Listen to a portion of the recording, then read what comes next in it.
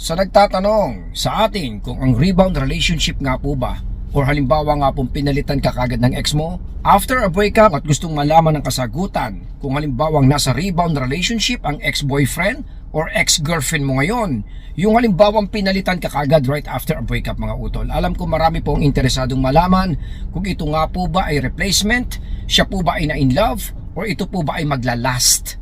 Unang-una mga kapapong, pag ito po ay na-experience natin, I would say medyo normal po siya, especially sa napakaraming breakups na nangyayari. Lalo na kung halimbawang attractive ang ating partner, normal na normal yung merong parang biglang papasok dyan or manghihimasok dyan or pumasok na nga po during the relationship.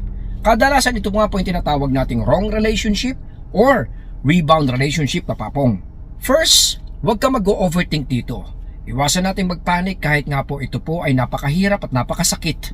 Dahil in order for us na makapag-isip po ng clear, dahil kadalasan mga utol, overthinking po ang tatalo at dudurog sa atin. At katulad nga po ng salitang overthinking, kaya nga po siya tinawag na ganito mga utol, dahil most of the time ay nasusobrahan lang po tayo ng pag-iisip.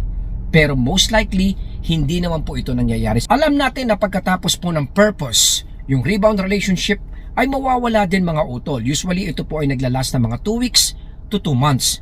Yung iba medyo sumusobra. Pero alam naman po natin na pagka hindi matibay yung pundasyon at hindi pa po stable at emotionally free ang ex-girlfriend at ex-boyfriend mo, ito po ay madudurog at mawawala din. Matatapos din. 98% mga utol, ito po ay nangyayari. Lalong-lalo na kung halimbawang legit na nagmahalan kayo at nakarelasyon mo ang taong ito. Dahil technically, kung gaano tumagal ang relationship ninyo mga utol, most likely ganun din po katagal bago kanya makalimutan. Kaya magkakaroon din po siya ng difficulties para i-let go itong mga utol.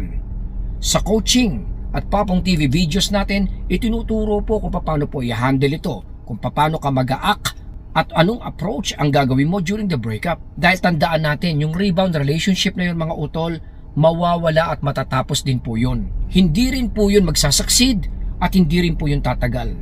Dahil walang capabilities or ability ang ex mo na magmahal ng katulad ng ibinigay niya sa'yo.